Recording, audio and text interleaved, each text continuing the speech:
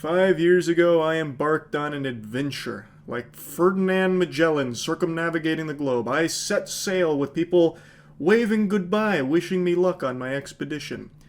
I vowed that I would catch up with One Piece. Over 1,000 episodes of this show, I was starting from square one, and it didn't matter how long it took.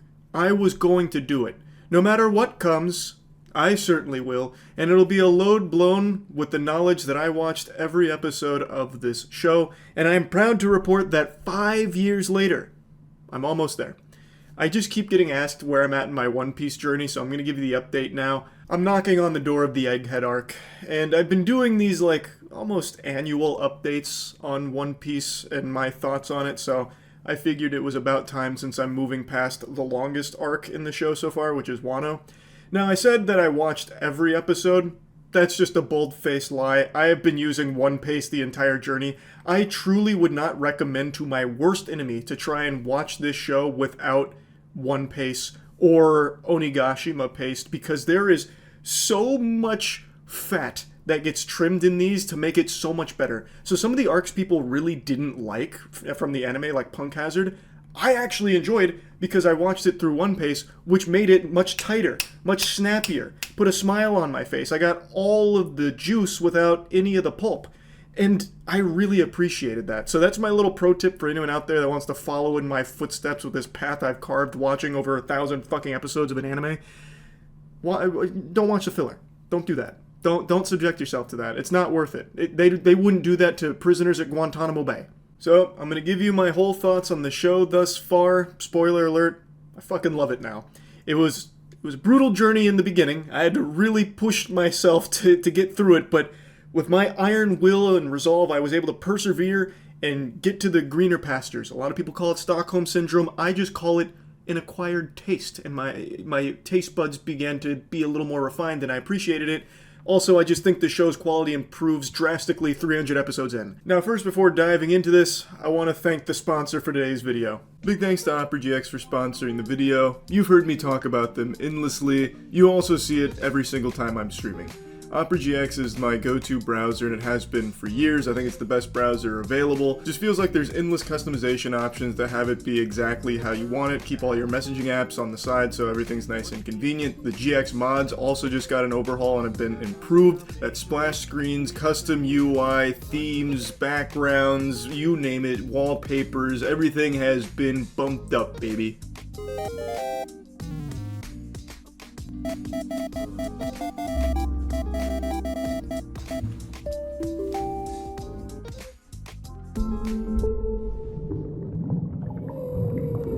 The quick import tool at Opera GX makes it super efficient and super quick to take whatever your existing browser currently is and bring all of those settings over to Opera for a seamless transition over to the better browser. And the GX mods are really just a beautiful addition to an already super clean and efficient browser.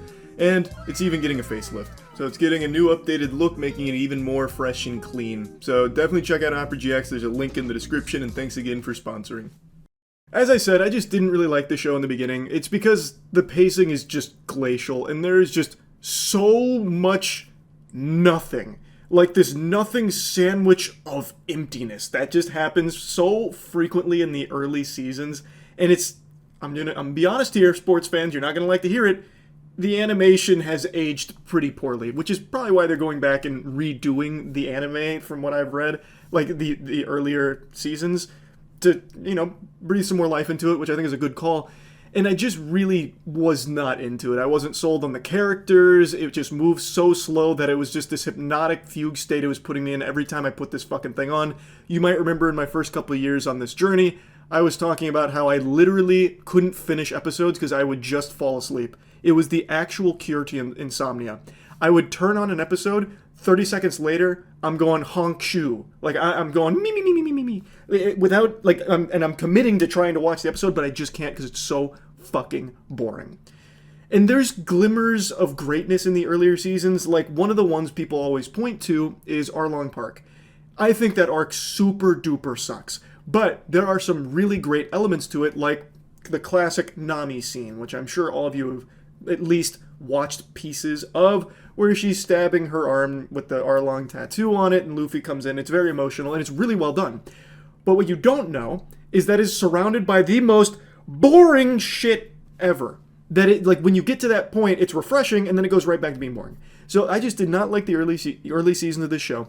But when you get to, like, episodes 300, if you, for some reason, like me, buckle down and just say, fuck it, I'm gonna do it, we're gonna do it live, and you get to, like, Innie's Lobby and Water 7, it really starts to pay off. Because I think those arcs actually start to push the show forward, and it gets this upward trajectory, this great momentum, and it carries it so well into Impel Down, into Marineford, which I still think is the best arc in the entire series, even after finishing Wano. And then it loses its footing again because it goes to Fishman Island, which is an absolute stain. That is an affront to God himself that arc even exists in the show. But there are some good moments in it, and I know that narratively it's extremely important. Like, you can't skip it, but you're going to wish you could. After Fishman Island, we go back to greatness. It starts to be good again. And it's in no small part thanks to One Piece helping to cover up some blemishes with what I know was some pacing problems with things like Punk Hazard, as I mentioned, and Dressrosa. But with One Piece coming in there and putting some makeup on it, Dressrosa is nearly a masterpiece. I still think this arc has the best villain in the entire show, at least so far. I haven't finished Egghead. But I think Dofi, best villain in One Piece, hands down. And another thing that helps with these later arcs, these later episodes, is the animation is getting better. It's becoming more popular, it's getting more money, so as these seasons were coming out, they had more budget, and they put more into it, and you can start to see it. So the fights are flashier, the animation is smoother, it pops more, it's more vibrant, it feels a lot better to watch. So I really think One Piece is a show, and I know this is a cliche, that if you give it a try, there's a good chance you might not like it, but if you stick with it, there's a good chance you will like it. I have actually started agreeing with that really large take, and I mean large, I'm talking fucking Wumbo double D titty take, that One Piece is one of the best written pieces of fiction ever conceived. The depth of this show is unreal. I am in awe by how well written this universe is of One Piece. So I am very happy that I stuck with it and pushed through because it has become one of my favorite properties.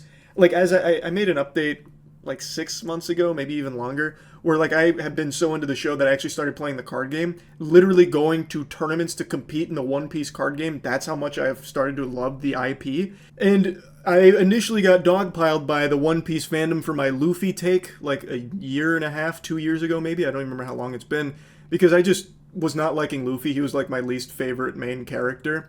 And I'm going to wiggle my finger and say, why are you booing me? I'm right. I stand by my take where the early seasons with Luffy, I don't think he is the strongest character.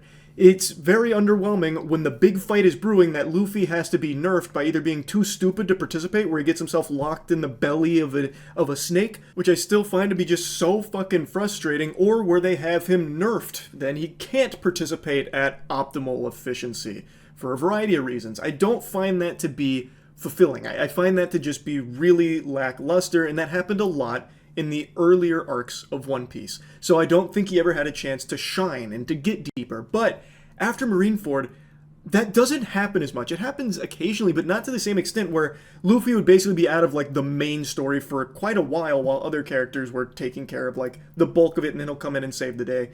Like that formula doesn't happen as much in the later seasons, so he's a lot better. Now I like Luffy. I enjoy Luffy a lot. He is front and center, especially in Wano, and even when he is nerfed, he's not really nerfed. Like when he's got the Sea Prism Stone handcuffs on, he's in the prison for a while, he's still not nerfed because he's still training. Like, he is using that as an opportunity to train with his haki. Like, all of that works now because he's no longer just written out for a while where he's just dealing with some kind of boring side quest or chore like in the snake's belly.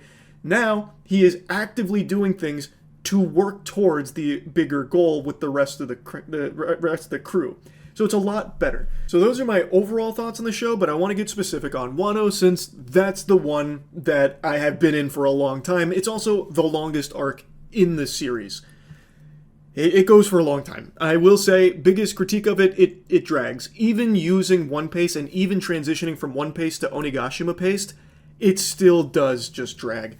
And I know this has kind of become infamous. There is just a chase that lasts for like fucking 40 episodes. I don't know exactly know how many episodes it lasts, but like there is one group of characters. I'm trying not to get into like big spoilers, even though I know most people watching this are already One Piece fans. Still, just on the slim chance someone's watching this and curious on it, I don't want to ruin it for them. But there is a group of characters that are engaged in just this long chase sequence that just goes on for so many episodes, and it feels like every time it cuts to that, you just roll your eyes and you want it to be over because it doesn't really do much. It's just too long. It's nauseating. And that's really my main harsh critique. There's some other things I could nitpick, but I'm not going to bother. Overall, I think the arc is super fucking strong. I love Odin. I think Odin is great, and Odin becomes this wonderful vessel that you get to experience the past of One Piece through, where you get to learn a lot about Rogers and Whitebeard. It's so good.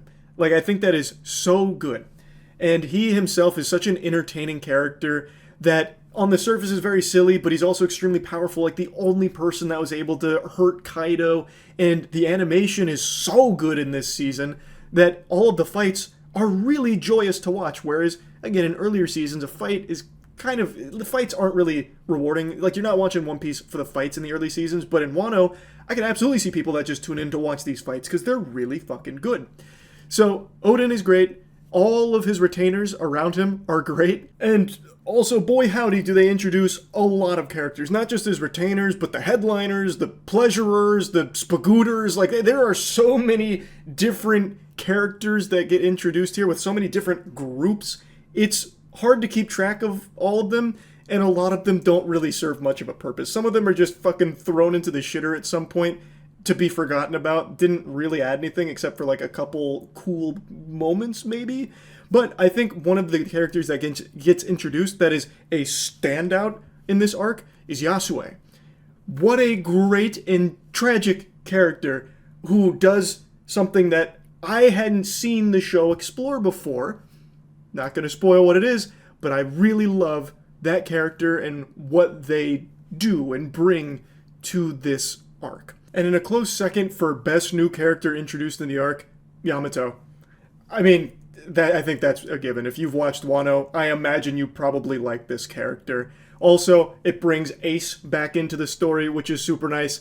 And overall, Yamato slaps. So really, there's a ton of characters that get introduced. Yes, some of them you can wipe your ass with because they don't do much, but there are so many that get introduced that are extremely good. Like Yasue, Yamato, Kanjuro, also not a new character introduced in this arc, but what Kanjuro goes through and what happens there, very well done. Without going too deep, overall it really is kind of a mixed bag. There are times where the writing is great for this arc, and times where it's kind of a disaster. It really is. Like Jack. Jack, for example, is terrible. Like, they hype up Jack early, before even getting to Wano. Jack has a lot of hype. He's the first, massive, big, scary thing from Wano. And he does nothing. Absolutely, he's a fucking fart in the wind. He is relegated almost like a joke in this arc. And I just have to ask why. Like, I don't really get why. And Kaido, the big bad, like the ultimate villain of Wano, he's kind of two-dimensional. Like, he's not a very complex character. They spend a little bit of time with his backstory, but not a lot. Like, not to the same degree as someone like Luffy, for example. Like, it was just kind of, Luffy going up against cartoonishly bad guy.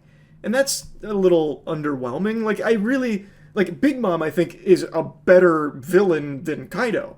And I really wanted to love Kaido more than I did, especially because the fight is so cool. But there's just not a whole lot of depth that they give Kaido in this arc. Again, there's a couple things sprinkled here and there, like especially with Odin, like with the fight against Odin, how it came down to Odin basically being deceived by someone on the sidelines where someone changed their face and it distracted Odin, and then Kaido got the finishing blow on him, and Kaido was so upset with how that ended that he killed the person responsible for that deception. And he shows immense respect to Odin in his final moments before being boiled alive. I guess that's a spoiler. Well, that's not a spoiler because you only learn about Odin through flashbacks. You already go in with the knowledge Odin is dead, so probably not a spoiler. Point is, there's only little tiddlywinks of Kaido development throughout the arc. But overall, he just stays as kind of just big bad guy and not much else to him, which I thought was a little disappointing. Like, his surrounding characters, I thought actually had more depth. Like, King introduces a whole lot of new stuff to the equation. So that, I think, is probably the biggest shortcoming when it comes to writing, that the villain just, I think, was a little weak. I still like Kaido as, like, this monstrous, hulking, terrifying presence. He is undoubtedly the strongest character we have seen in the show so far. I just wish he was also really well written at the same time for the arc. So yeah, overall, I really liked Wano. I think it's a strong arc. It has its shortcomings, but as long as you're using One Piece or Onigashima paste, those shortcomings are much shorter than they would be if you were watching the whole episodes with all of the extracurriculars slapped on there that don't really contribute anything to the actual plot or the development of the arc. So yeah, just wanted to give you my little One Piece update. I will be caught up by the time it comes back from hiatus. One Piece is on hiatus, if you don't know. It's coming back in a few months. I don't really remember when. But I will be fully caught up by then. So yeah, that's really about it. See ya.